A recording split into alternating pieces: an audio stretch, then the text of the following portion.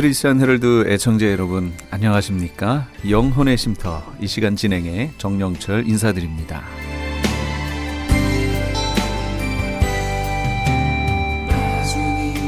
크리스천 헤럴드는 신문을 시작으로 라디오, 이제는 공중파 채널인 18.88을 통해 텔레비전으로도 함께 하실 수 있습니다. 이 시간에 방송되는 모든 목사님들의 설교를 인터넷 웹사이트 www.chtv1888.org를 통해 다시 들으실 수 있습니다. 하루를 귀한 말씀과 찬양으로 마감하시는 시간 되시기 바랍니다.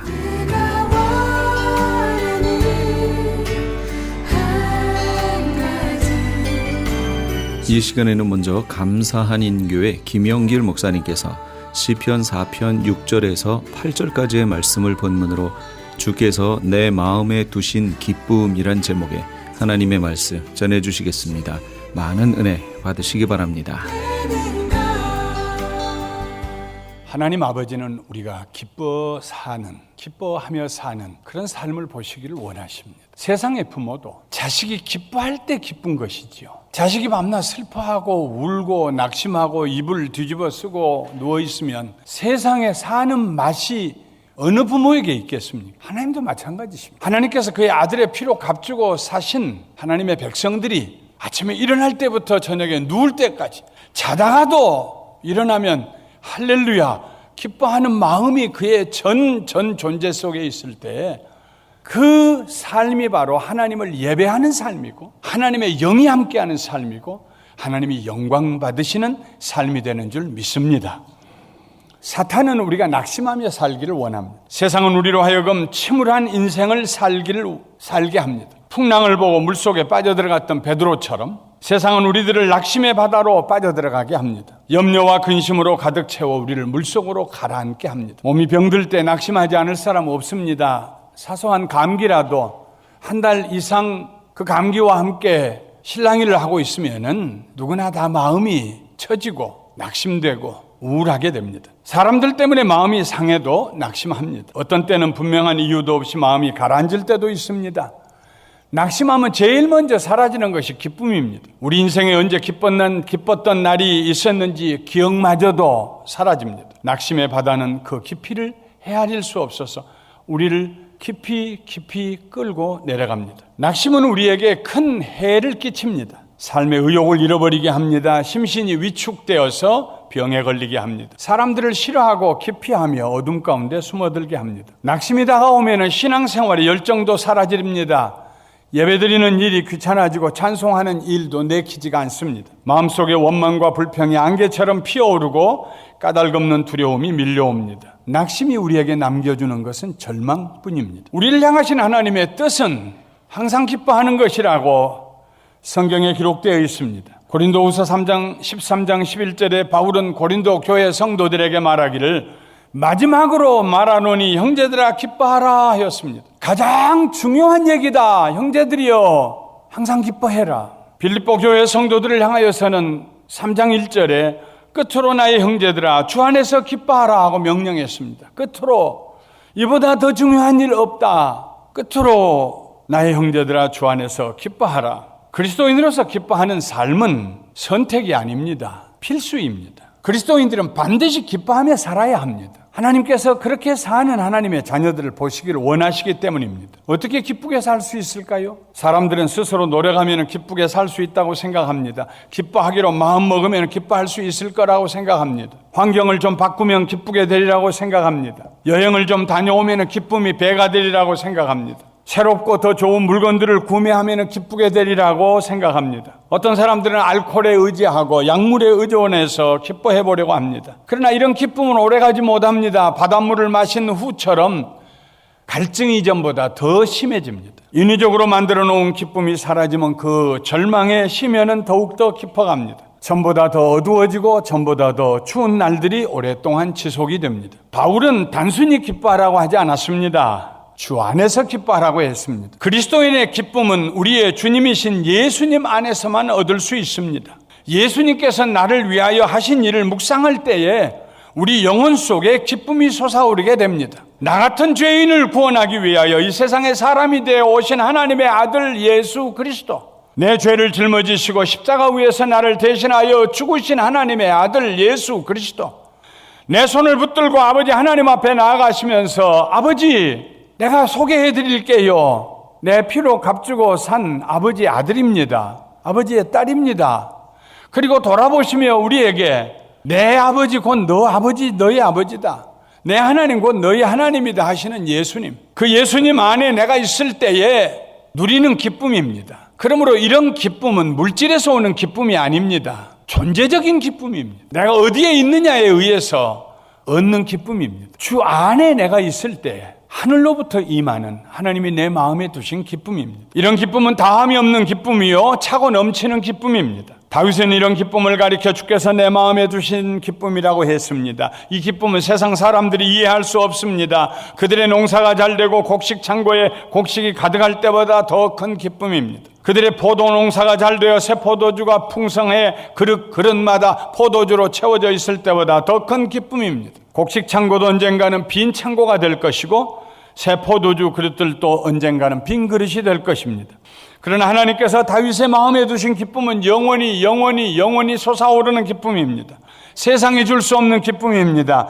그의 왕위나 왕권이 줄 수 없는 기쁨입니다. 하기로 하면 다윗은 얼마든지 세상적인 기쁨을 누릴 수 있는 제왕이었습니다. 마음만 먹으면 얼마든지 아름다운 여인들을 모아다가 성적인 쾌락을 추구하며 살 수도 있었습니다. 마음의 욕심이 원하는 대로 얼마든지 금은 보화를 모아 창고를 짓고 아침마다 창고문을 열어놓고 개수하면서 기뻐할 수 있었습니다. 그에게 주어진 절대 권세를 남용하여 백성들을 꼼짝 못하게 하는 쾌감을 누리며 살 수도 있었습니다. 그런데 다윗은 그의 기쁨의 근원을 다른 데서 찾으려고 하지 않았습니다. 하나님에게서 찾으려고 했습니다. 그래서 하나님께서 다윗의 마음에 기쁨을 부어주셨습니다. 하나님께서 다윗의 마음에 부어주신 기쁨은 용서받은 기쁨입니다. 시편 30편 4절과 5절에 주의 성도들아 여호와를 찬송하며 그의 거룩함을 기억하며 감사하라. 그의 노여움은 잠깐이요 그의 은총은 평생이로다. 저녁에는 울음이 깃들일지라도 아침에는 기쁨이 오리로다. 내가 잘못했을 때 하나님의 노여움 앞에 진노 앞에 내가 서지만은 두 손 들고 회개하며 가슴을 치며 하나님 앞에 눈물을 흘리고 통곡하며 자복하고 회개할 때 하나님의 노여움은 오래가지 않습니다. 하룻밤이면 족합니다.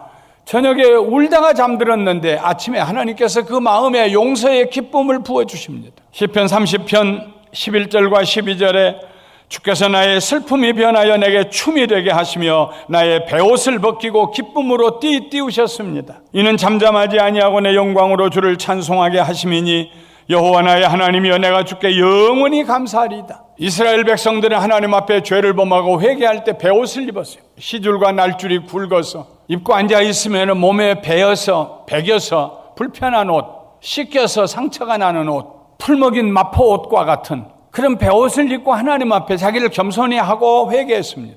하나님 앞에 다윗이 베옷을 입고 나갔을 때에 하나님께서 그 베옷을 벗겨주시고 슬픔이 변하여 춤이 되게 하시고 기쁨으로 띠를 띄워서 주셨습니다. 그리고 하나님 앞에 그의 영으로 찬송하게 했습니다. 용서받는 기쁨, 이보다 더 큰 기쁨이 없습니다. 세상이 줄 수 있는 기쁨이 아닙니다. 하나님께서 다윗의 마음에 두신 기쁨은 안전과 평안의 기쁨이었습니다. 주께서 내 마음에 두신 기쁨은 그들의 곡식과 새 포도주가 풍성할 때보다 더하니이다. 내가 평안히 눕고 자기도 하리니 나를 안전히 살게 하시는 이는 오직 여호와시니이다. 다윗의 주변에 있는 사람들이 당신은 뭐 때문에 즐거워요? 당신에게 선을 베풀 사람은 누가 있어요? 누가 도와줄 수 있어요? 나는 그런 사람이 있는데 모두 자랑할 때에 다윗은 나는 하나님 한 분 외에 다른 이가 없습니다. 하나님 한 분 외에 나를 보호해 주실 리도 없습니다. 나는 하나님을 의지하고 평안히 누울 것이고 안전히 잠들 것입니다. 포도주가 많을 때보다도 곡식 창고에 곡식이 많을 때보다도 하나님이 내 마음에 두신 기쁨은 더 큽니다. Sense of security. 인생을 살면서 누구나 다 안전하고 싶어 합니다. 다윗은 그 안정감을 하나님에게로부터 받았고 그래서 기뻤습니다. 하나님께서 다윗의 마음에 두신 기쁨은 소원을 만족하게 해주시는 기쁨이었습니다. 또 여호와를 기뻐하라 그가 내 마음의 소원을 내게 이루어 주시리로다. 시편 37편 4절 말씀입니다. 다윗은 하나님께서 그가 생각하는 것도 이루어 주시는 자상하신 하나님, 우리의 구하는 것과 생각하는 것을 능히 이루어 주시는 하나님, 그 하나님 때문에 기뻐했습니다. 때로 우리가 간절히 기도한 일도 응답이 되지만 어떤 때는 생각만 했는데 그대로 됐네, 그럴 때가 얼마나 많습니까? 우리의 생각을 아시는 하나님. 다윗은 그의 기쁨의 원천을 오직 하나님에게만 두었습니다.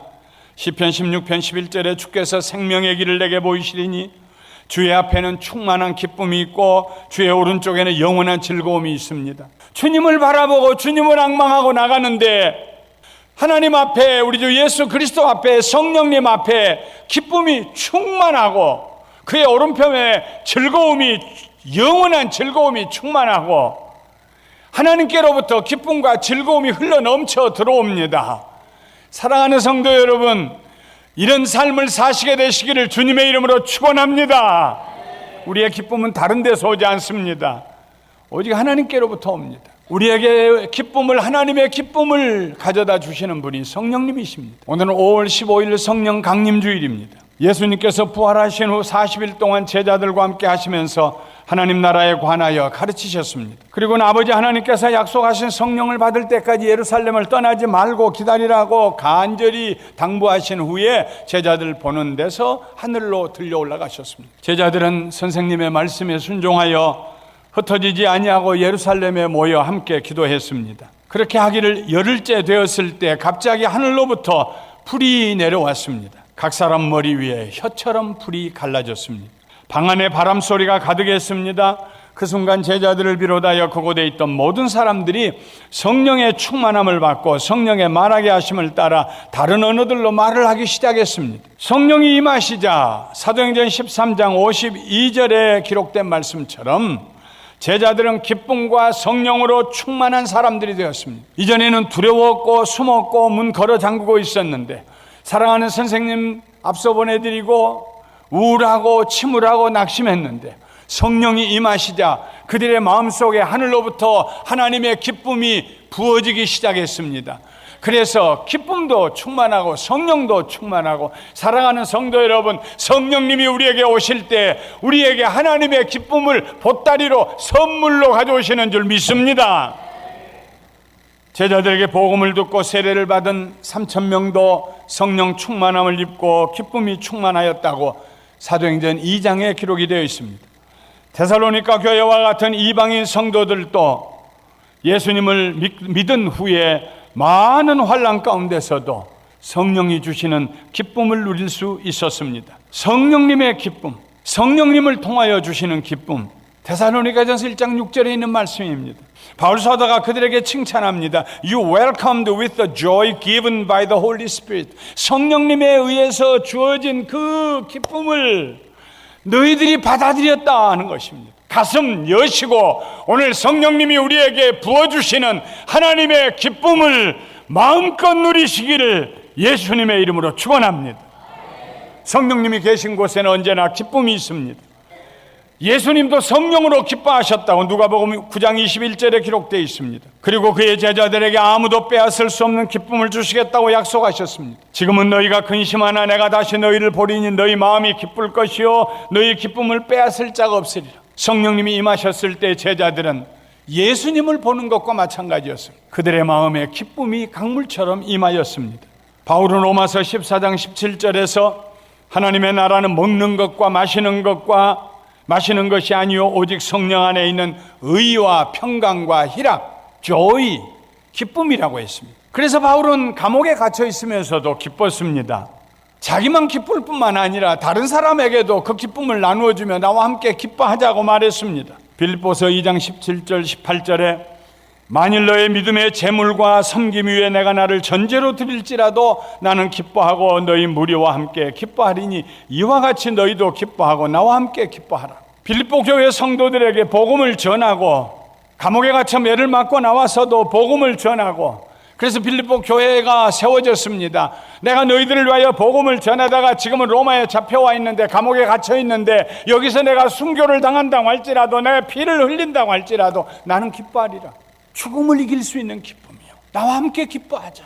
설사 내가 여기서 순교당하고 다시 여러분의 얼굴을 보지 못한다고 할지라도 우리 주님 앞에 설 때까지 함께 기뻐하자. 물론 그 다음에 감옥에서 나와서 빌립보 교인들을 만났습니다만, 그러나 바울은 늘 그의 삶의 절벽 위에 섰을 때마다 기뻐하기로 작정했습니다. 기독교의 특징은 기쁨입니다. 교회의 특징은 기쁨입니다. 우리 감사하는 교회 성도님들은 예배드리러 올 때마다 기쁨으로 충만하시기를 주님의 이름으로 축원합니다.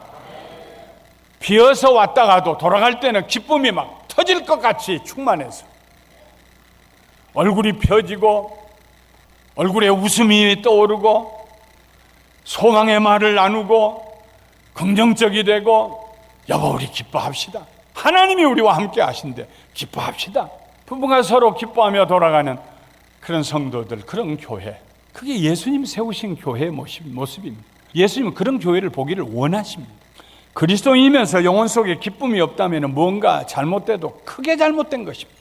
예배를 드리고 났는데 기쁨이 없다면 잘못돼도 크게 잘못된 것입니다. 우리를 향하신 하나님의 뜻은 우리가 기뻐하며 사는 것입니다.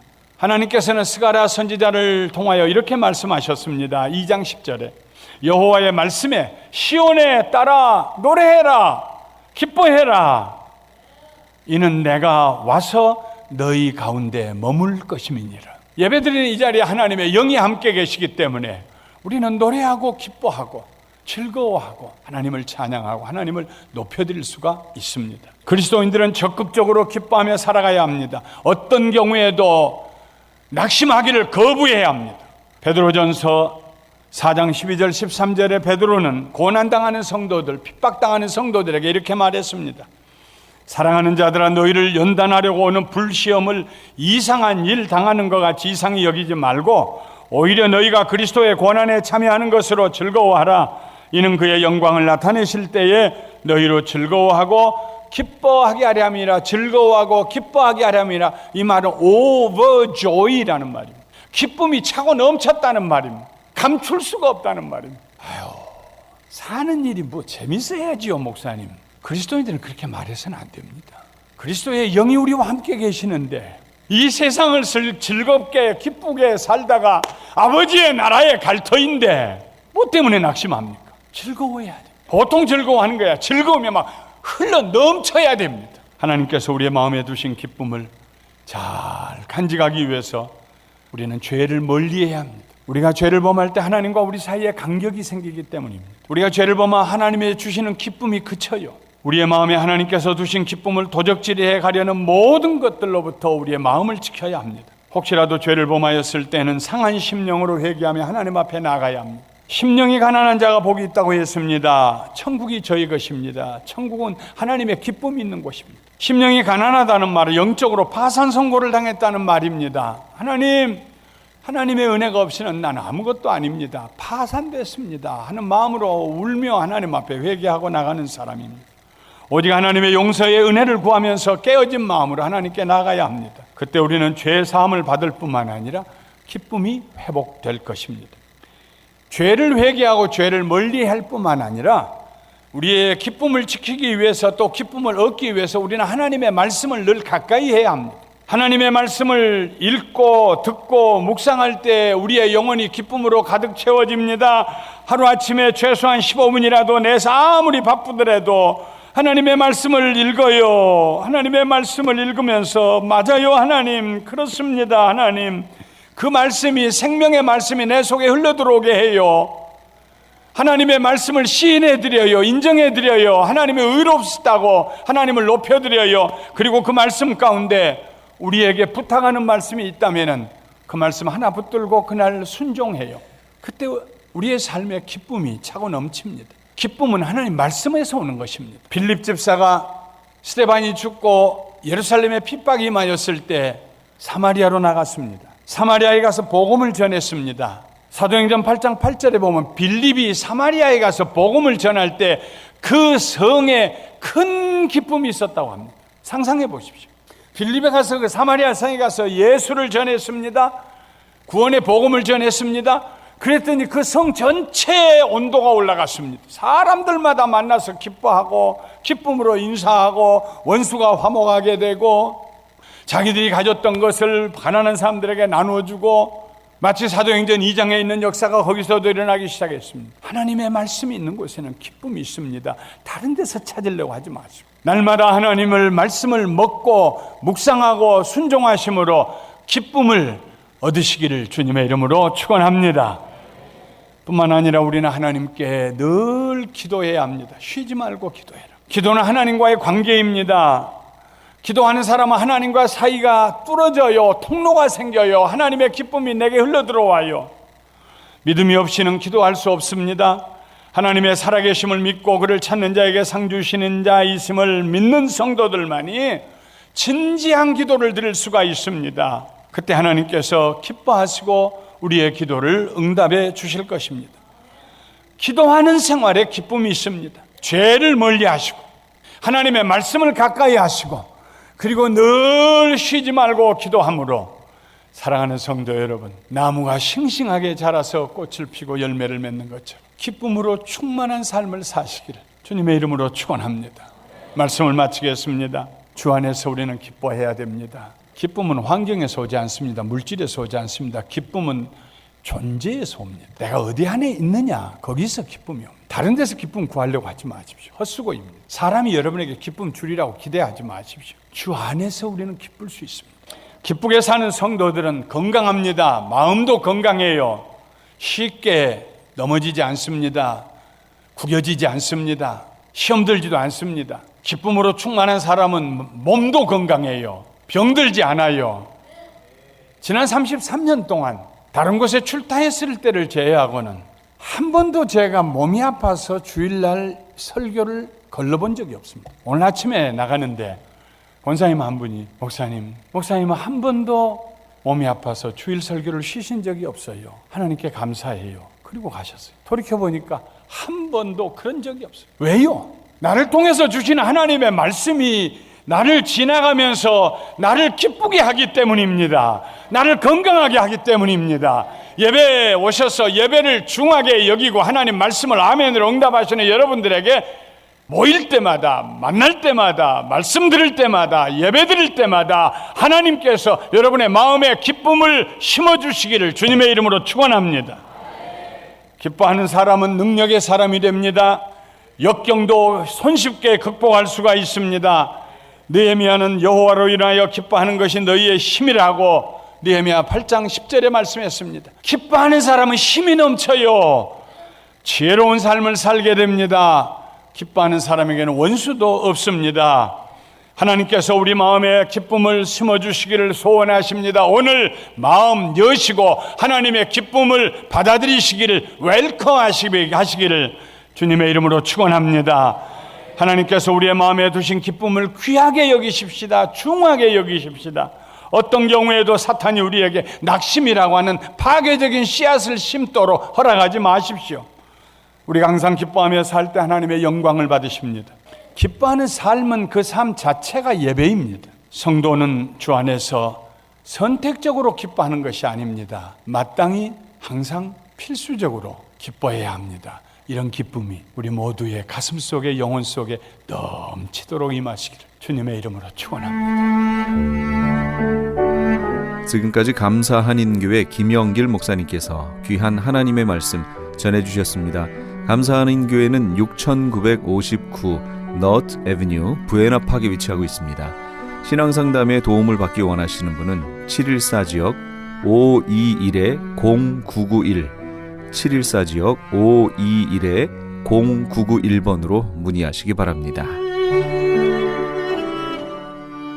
안녕하세요. 폴선입니다. 건강보험회사들의 플랜이 해마다 바뀌는 것 아시죠? 10월 15일부터 12월 7일까지 새로운 보험에 가입하거나 변경하여 본인에게 적합한 플랜을 찾아야 합니다. 메디케어만 갖고 계신 분, 어드밴티지 플랜을 갖고 계신 분은 무료 상담 받으세요. 수호천사보험 시니어 전문 보험 라이센스 에이전트 폴선 213-503-6897 213-503-6897 상담은 주 7일 오전 8시부터 오후 8시까지 TTY 1800-735-2929 유태인이 만든 특수 영양제 M3 들어보셨어요? 곡식의 눈, 과일씨, 껍질, 약초의 뿌리로 만든 특수 영양제 M3. 혈압, 당뇨, 아토피, 천식, 비만 등 무슨 병이든 큰 효과를 주는 신비의 영양제 M3. 서울대학병원 7곳, 고려대학병원 2곳에 입점되어 더욱 믿을 수 있는 M3의 효능. 213-435-9600, 213-435-9600 M3 정직한 마음으로 권해드립니다.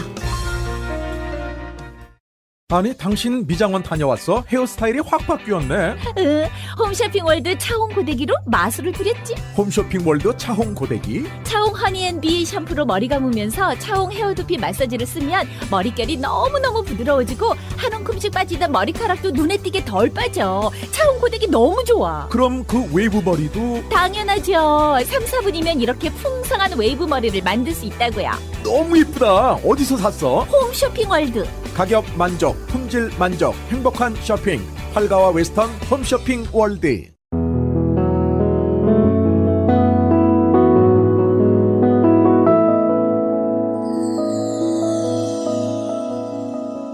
지금 여러분께서는 AM 1650과 인터넷을 통해 미 전역과 전 세계로 방송되는 크리스 앤 헤럴드의 영혼의 쉼터 함께하고 계십니다. 방송 시간과 설교 편성편은 크리스 앤 헤럴드 신문 주간 편성편화 홈페이지chtv1888.org에서 확인하실 수 있습니다. 계속해서 이 시간에는 방주교회 김영규 목사님께서 골로새서 1장 3절에서 8절까지의 말씀을 본문으로 복음의 통로란 제목의 하나님의 말씀 전해주시겠습니다. 많은 은혜 받으시기 바랍니다. 오늘 같이 은혜 받고자 하는 말씀의 본문은 신약 성경 골로새서 1장 3절에서 8절까지 말씀입니다. 복음의 통로라는 제목으로 같이 은혜를 나누려고 합니다. 오늘 특별히 오늘 본문 말씀은 복음이란 무엇인가, 복음의 통로는 무엇을 하는가를 요약하고 있습니다. 복음은 하나님의 좋은 소식입니다. 또한 하나님의 메시지인 것입니다. 골로새라는 그 도시는 에베소에서 동쪽으로 180km 정도 떨어져 있는 도시인데 소아시아에서 직물 중심의 도시였습니다. 이 지역에 복음을 전한 사람은 에바브라라는 사람이었습니다. 에바브라는 골로새 그 출신으로서 골로새 교회를 세웠으며 이웃의 라오디기아 교회를 위해서 열심히 봉사하고 기도했던 사람입니다.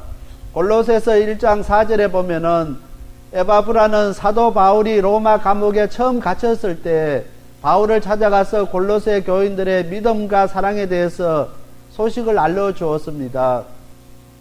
하나님께서는 이 시간에 우리들을 정말 이 LA를 변화시키는 복음의 통로로 우리를 사용하시기를 원하시고 계십니다.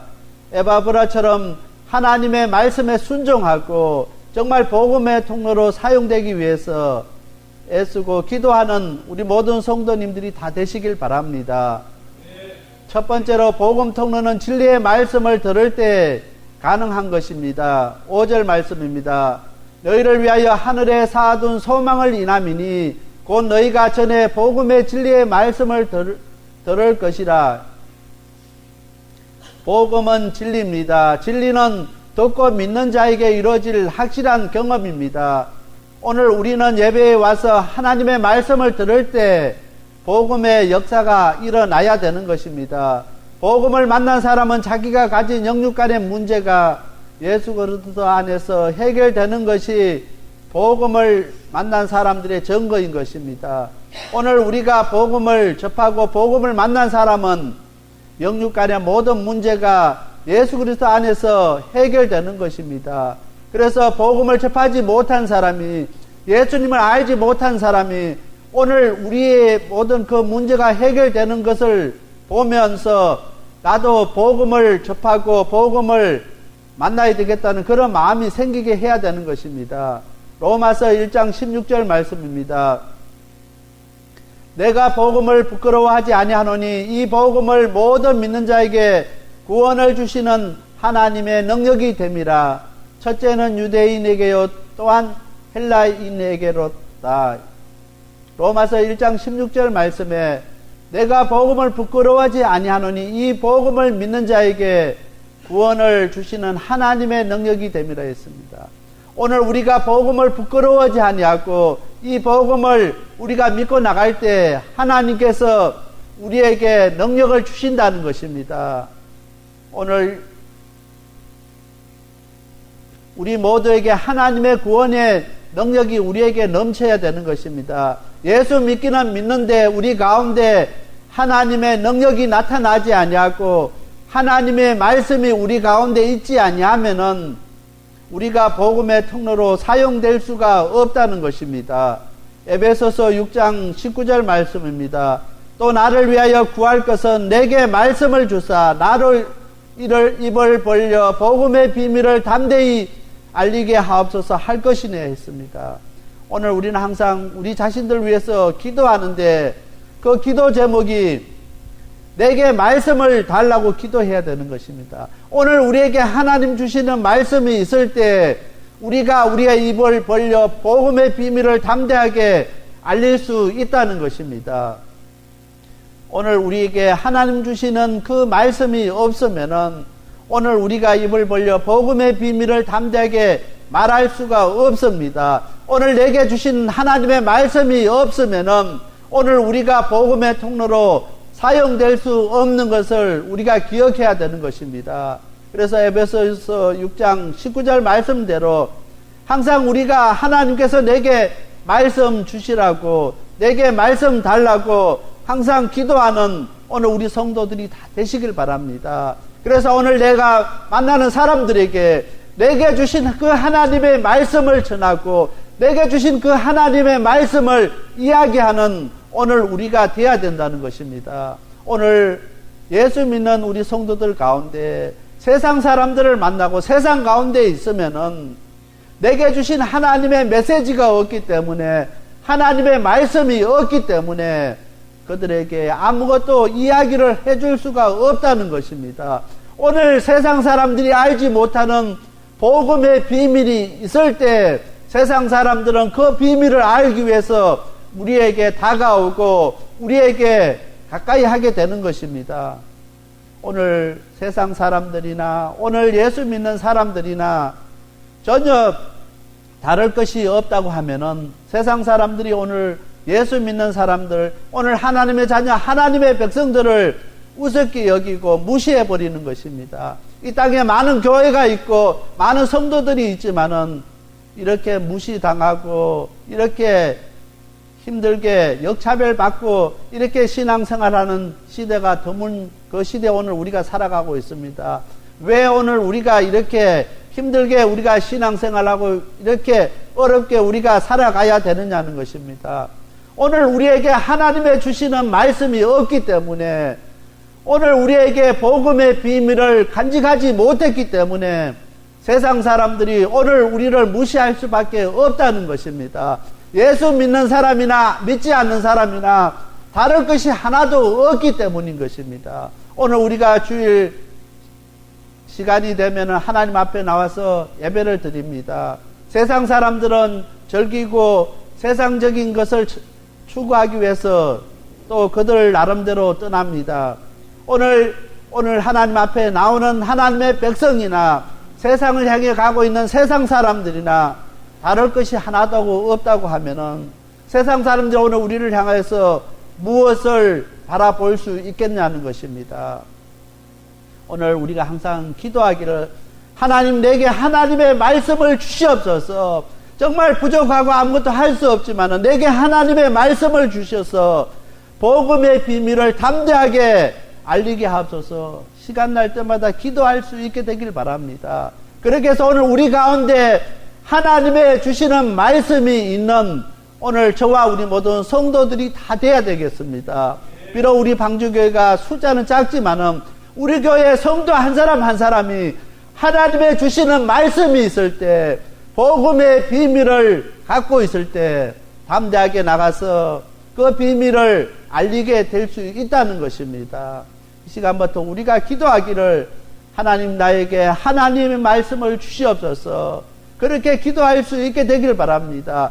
하나님의 말씀이 있는 사람은 하나님의 주시는 말씀을 갖고 있는 사람은 복음의 통로로 사용될 수 있다는 것입니다. 우리가 모두 다 예수 믿는 사람이라고 하나님의 자녀라고 복음의 통로로 사용될 수 있는 것이 아니라 내게 하나님께서 주시는 하나님의 말씀이 있을 때 복음의 통로로 사용될 수 있는 것을 기억해야 되겠습니다. 그래서 항상 하나님 나에게 말씀 주시옵소서, 에베소서 6장 19절 말씀을 놓고 하나님 앞에 기도하는 저와 우리 모든 성도님들이 다 되어야 되겠습니다. 두 번째로 복음의 통로는 하나님의 은혜를 깨달을 때 가능한 것입니다. 6절 말씀입니다. 이 복음이 이미 너희에게 이르매 너희가 듣고 참으로 하나님의 은혜를 깨닫는 날부터 너희 중에서 서와 같이 또한 온 천하에서 열매를 맺어 자라는도다 했습니다. 오늘 우리가 복음의 통로로 사용되기 위해서는 두 번째로 하나님의 은혜를 깨달을 때 가능한 것입니다. 왜 이것이 하나님의 은혜를 깨닫지 못하면은 복음의 통로로 사용되지 못하느냐면은 하나님의 은혜를 깨닫지 못하면은 감사가 나오지 않습니다. 오늘 우리들 가운데 원망하고 불평하고 있는 사람들이 많이 있습니다. 그 사람들은 하나님의 은혜를 깨닫지 못하기 때문에 감사가 나오는 것이 아니라 원망과 불평과 불만밖에 나오지 않게 된다는 것입니다. 원망하고 불평하고 불만이 가득 찬 사람은 복음의 통로로 사용될 수가 없다는 것입니다. 하나님의 은혜를 깨닫는 사람은 어떠한 상황 속에서도 감사가 넘치는 삶을 살 수가 있게 된다는 것입니다. 때로는 우리의 이웃이 우리 성도들이 힘들게 할지라도 은혜가 넘치는 사람은, 은혜를 깨닫는 사람은 감사할 수밖에 없다는 것입니다. 예수를 믿어도 하나님 은혜를 깨닫지 못하는 사람은 복음의 통로로 사용되지가 못한다는 것입니다. 하나님의 은혜를 깨닫는 자만이 은혜의 복음이 무엇인지를 알게 되고 그 통로로 사용할 수 있게 된다는 것입니다. 아무리 우리가 신앙생활을 해도 하나님의 은혜를 깨닫지 못하는 사람들은 은혜의 복음이 무엇인지를 알지를 못하게 되는 것입니다. 사도 바울은 사도행전 20장 24절에 나의 달려갈 길과 주 예수께 받은 사명 곧 하나님의 은혜의 복음 전가하는 일을 마치려 하며 나의 생명을 조금도 귀한 것으로 여기지 아니하노라.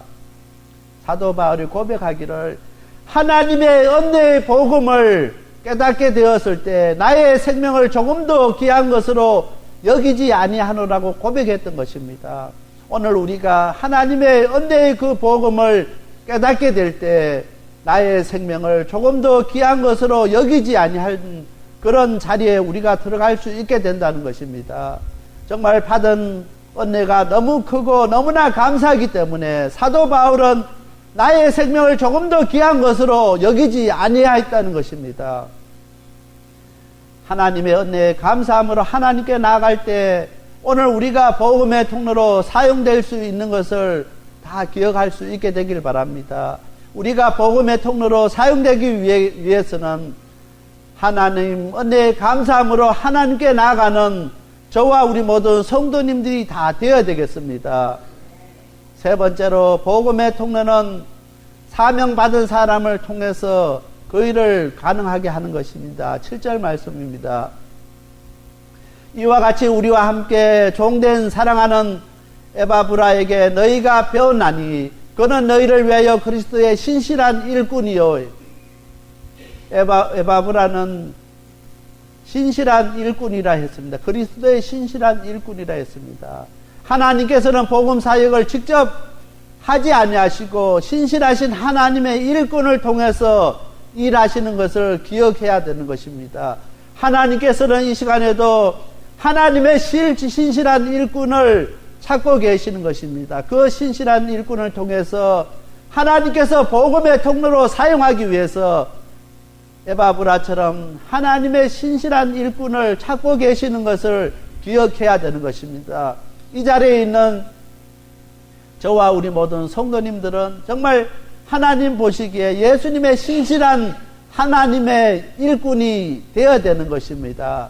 그렇게 할 때 복음의 통로로 사용될 수 있게 된다는 것입니다. 우리는 하나님의 사랑을 받은 사람으로서 그 사랑을 세상에 나누어줘야 할 책임이 있게 되는 것입니다. 하나님께서는 요한복음 3장 16절 말씀에 하나님이 세상을 이처럼 사랑하사 독생자를 주셨으니 했습니다. 하나님께서 독생자를 주시기까지 사랑하신 이 세상을 우리가 복음의 통로가 되어서 그 사랑을 흘러 보내야 되는 것입니다. 오늘 많은 사람들은 하나님 앞에 나와서는 하나님 사랑하는 것을 고백합니다. 그러나 하나님 사랑하는 것만큼 이웃을 사랑하는 사람이 드문다는 것입니다. 우리가 무엇으로 하나님의 사랑을 나타내고 증명할 수 있느냐는 것입니다. 우리가 하나님 사랑하는 것만큼 우리의 이웃을 사랑하는 저와 우리 모든 성도들이 다 되어야 된다는 것입니다. 오늘 우리가 복음의 통로가 되어서 그 사랑을 세상 사람들에게 나눠줘야 되고 흘러보내야 되는 것입니다. 오늘 하나님이 사랑하는 것을 세상 사람들은 알지 못합니다.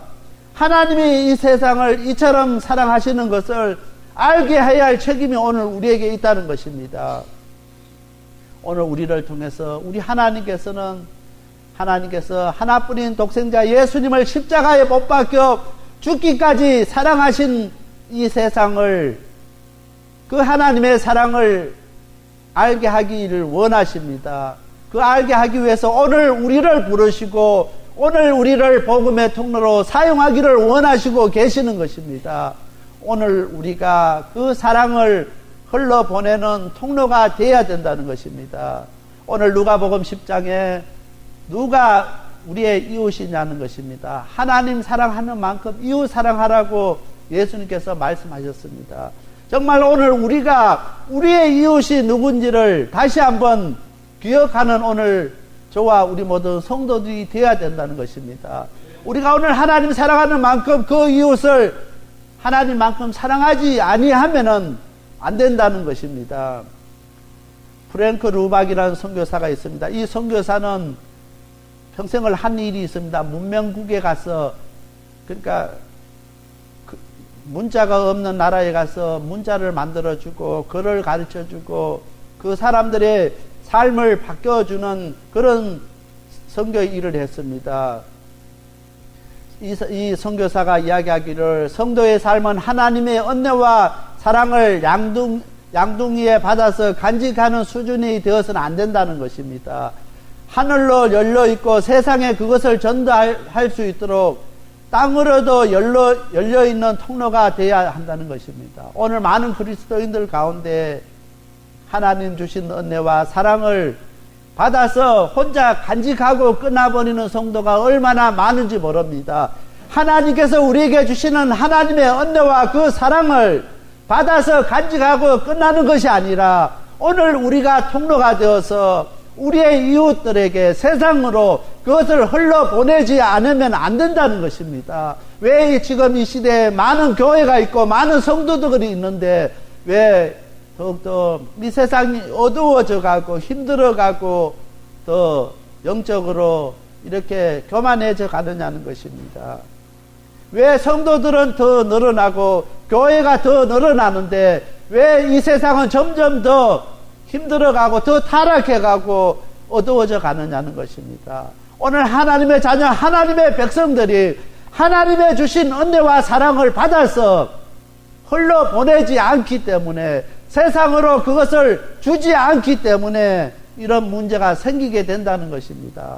오늘 우리는 예수님의 사랑을 이야기하면서 하나님의 사랑을 이야기하면서도 같은 성도들끼리도 사랑하지 못하고 이해하지 못하고 용서하지 못하고 그렇게 우리가 신앙생활 할 때가 얼마나 많은지 모릅니다. 우리와 같은 신앙생활하는 믿음의 공동체 가운데 있는 그 성도들도 사랑하지 못하면서 어떻게 우리의 이웃을 사랑하고 원수를 사랑할 수 있느냐는 것입니다. 오늘 우리가 복음의 통로가 되기 위해서는 하나님께서 우리에게 주신 하나님의 은혜와 사랑을 그냥 우리가 누리고 우리만 간직하는 것이 아니라 복음의 통로가 되어서 세상으로 흘러가게 해야 되는 것입니다. 내게 주신 하나님의 은혜가 크고 내게 주신 하나님의 사랑이 큰데 그것으로 끝나는 것이 아니라 그 받은 은혜와 그 사랑을 나눠줄 수 있는 저와 우리 모든 성도가 되어야 되는 것입니다. 오늘 우리 방주교회가 그 복음의 통로가 되어야 되고 하나님의 은혜가 통로가 되어야 되고 하나님의 사랑의 통로가 되어야 된다는 것입니다. 그렇게 할 때 이 LA가 변하고 이 미국이 변화될 수 있다는 것입니다. 하나님 앞에 하나님의 받은 은혜가 크고 하나님의 사랑이 큰 것을 고백하고 하나님 앞에 겸손하게 하나님 그 은혜와 그 사랑을 나눠주는 통로가 되게 해주시옵소서. 하나님 앞에 무릎 꿇고 기도하는 그 사람을 통해서 하나님은 이 땅을 회복시켜 주시고 이 땅을 변화시키는 한 사람으로 사용하는 것을 우리가 기억해야 되는 것입니다. 하나님께서는 이 시간에도 하나님의 통로로 우리를 사용하기를 원하십니다. 오늘 우리 하나님께서 우리에게 주신 그 은혜가 너무나 큰 것을 감사할 수 있는 저희들 되게 하여 주시옵소서. 기도하는 오늘 우리가 되어야 되는 것입니다. 먼저 하나님 주신 은혜에 대해서 감사하지 못하고 하나님 주신 그 사랑에 대해서 우리가 감사하지 못하면은 복음의 통로로 사용될 수 없는 것을 우리가 기억해야 되는 것입니다. 이스라엘에는 두 개의 대표적인 강이 있습니다. 하나는 갈릴리 강, 하나는 사해입니다. 갈릴리 강은 끊임없이 받는 만큼 흘러보냅니다. 그곳의 주위에서는 수풀이 우거져 있고 그 갈릴리에서는 얼마나 많은 그 고기들이 살아가고 있습니다. 그래서 많은 어부들이 그곳에서 고기를 잡아서 생활하고 그곳에는 생명이 있게 되는 것입니다. 그러나 똑같은 강이 있는데 사해입니다. 사해는 받기는 받는데 흘러보내지 않기 때문에 그 강은 죽은 강입니다. 오늘 마찬가지입니다. 오늘 우리가 하나님 주시는 그 은혜와 사랑을 받기만 하고 끝나버리면은 오늘 우리는 영적으로 죽은 사람들이 될 수밖에 없다는 것입니다.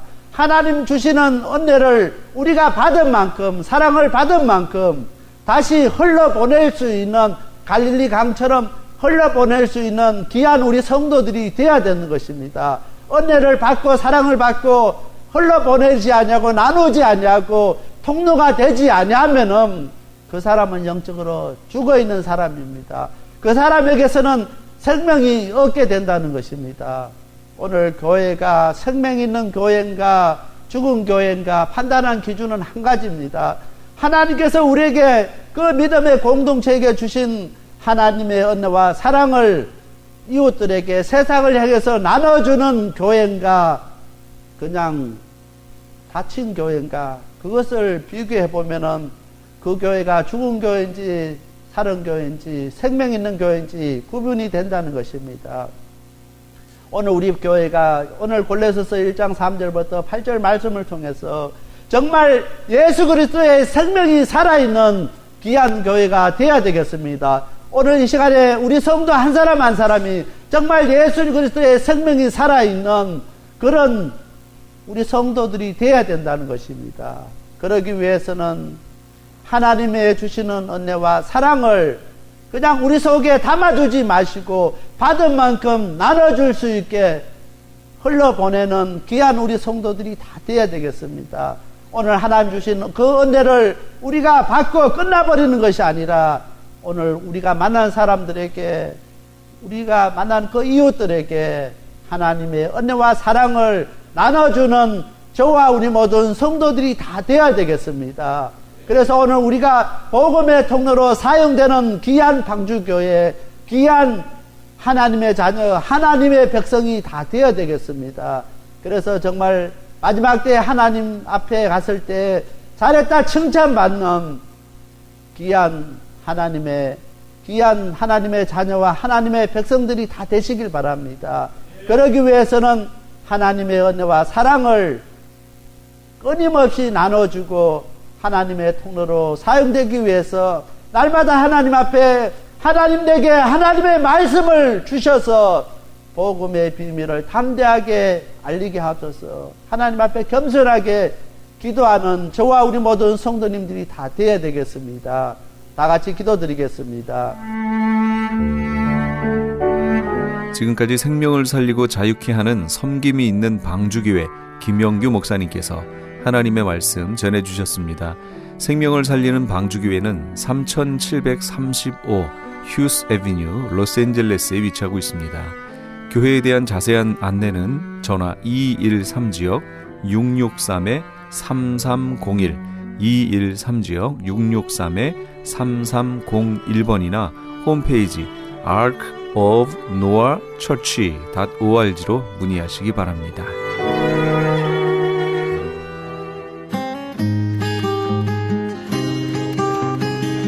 교계 게시판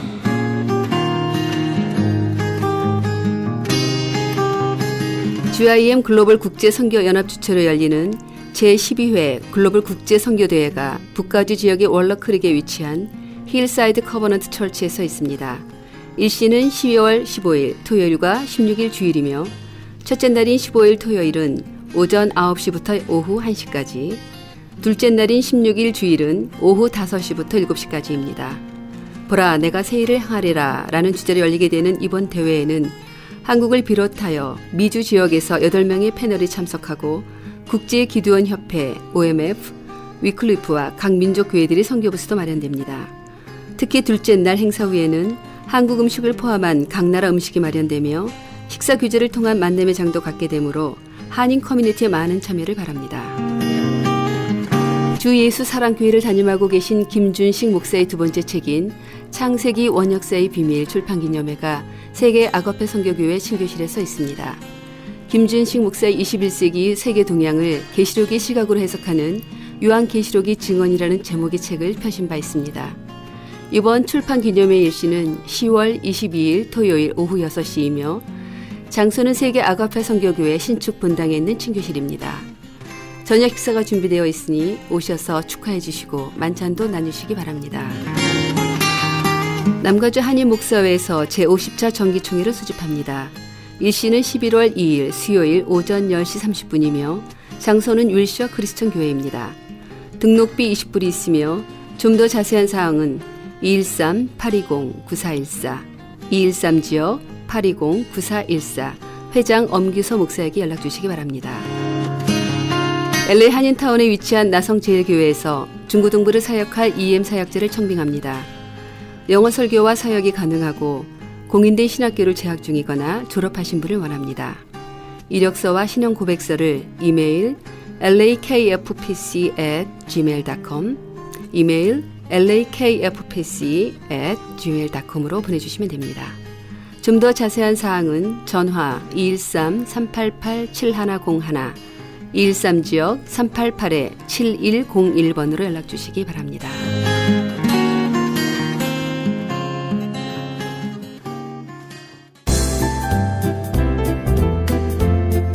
건강 칼럼 옛 속담에 우리 몸이 1000냥이면 간은 900냥이라는 말이 있습니다. 그만큼 건강하게 장수하기 위해서는 간이 아주 중요하다는 것입니다. 간의 조직은 세포와 고기 잡는 그물 모양의 모세혈관과 모세담관으로 구성되어 있습니다. 간은 우리 몸에 들어온 물질을 해독하여 몸의 나쁜 성분을 제거하는 역할을 하는 장기이기 때문에 중요합니다만 너무 많은 양의 일거리를 간에게 담당시키면 지방간이라고 해서 나쁜 물질이 간에 쌓이게 됩니다. 간으로 인하여 생기는 병들을 살펴보면 지방간, 간염, 간경변, 간암, 위염, 췌장암, 췌장염, 구강, 수두, 식도암, 비만, 당뇨, 심근병, 혈압상승, 심장마비, 뇌손상, 신경변증, 근육병, 성기능의 이상, 불임, 태아 손상, 유방암, 직장암 등 모든 병의 90% 이상이 간 기능의 악화로 인하여 생긴다고 단언할 수도 있습니다. 간의 해독 능력이 떨어지면 항상 피곤하고 아침에 일어나기가 힘들어지고 머리가 무겁고 뒷목이 뻐근하면 벌써 간에 업무량이 쌓였다고 보시면 됩니다.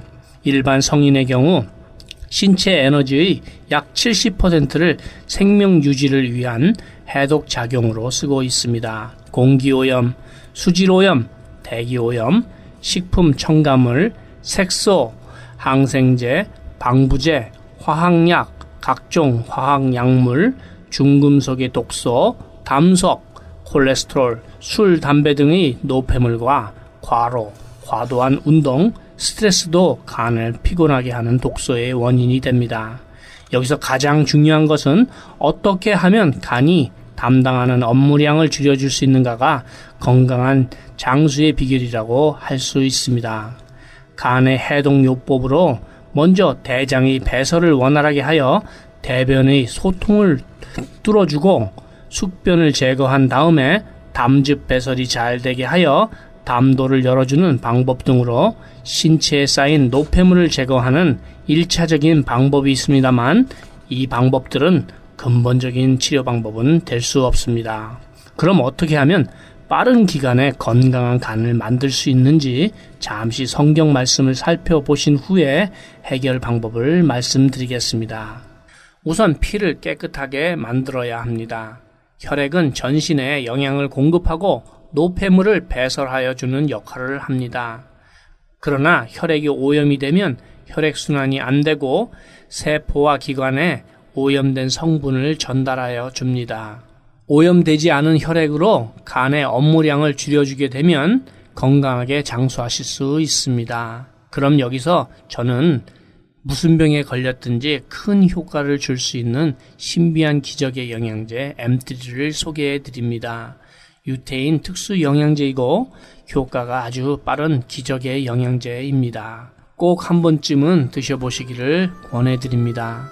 무료 건강 상담과 기적의 영양제 M3에 관한 문의는 213-435-9600번 213-435-9600입니다. 감사합니다.